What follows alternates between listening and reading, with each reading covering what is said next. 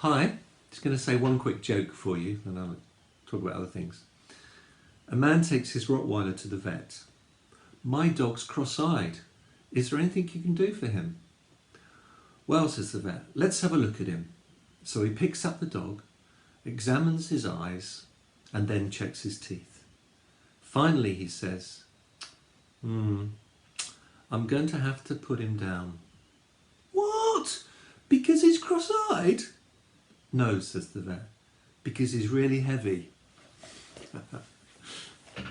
Well, yesterday for me was a pretty good day. I was able to play golf on Hayling Island, a 9-hole golf course that I play with a good friend of mine, Jonathan, and it was good to get out after 10 weeks and amazing time. Wasn't a particularly great round for me.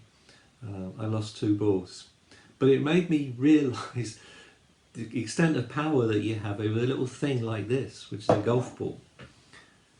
I had the power to give this direction, whether to go straight or sideways. And unfortunately yesterday I lost 2 balls because they didn't go straight, didn't stay on the fairway. But it made me think about the last time we were together as church on the 15th of March when I spoke to the church about a particular subject. And I'm going to just briefly remind you of that, very, very briefly. And if you're not part of the church, then you'll get something out of it, I hope.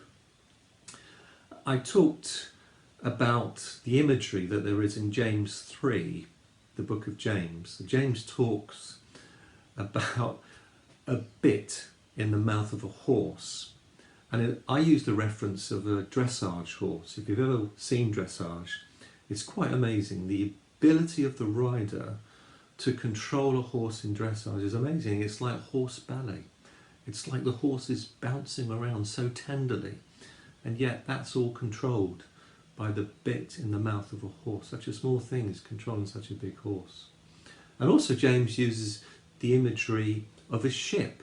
He talks about a large ship that is, although it's tossed about by very strong winds, the rudder, the very small part of it at the back, has the ability to give direction to the ship. And then finally he talks about how a small spark can cause a forest fire. If you remember back to the beginning of this year, as we can remember, beyond Corona, there was the rest of the year to think about whether forest fires were taking place, particularly in Australia and Canberra, and they were devastating, but most of them were started by such a small spark. And I want to make the point that what James is making here, and he says the tongue, our tongues, can boast such great things, and yet we have the ability, like the small spark, to set a forest on fire. So we have the ability to cause such a positive or negative effect upon people, upon situations, by how we use our tongue, or what we say, how we communicate. And there's an amazing Proverbs 18 verse 21 says, the tongue has the power of life and death. And I want to ask you to join me and choose life.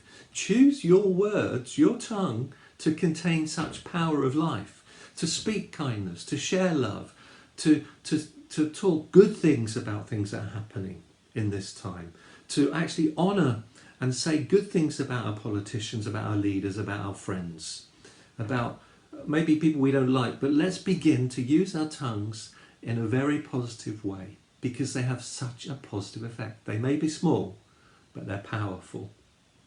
So bless you. Think about what you say this week.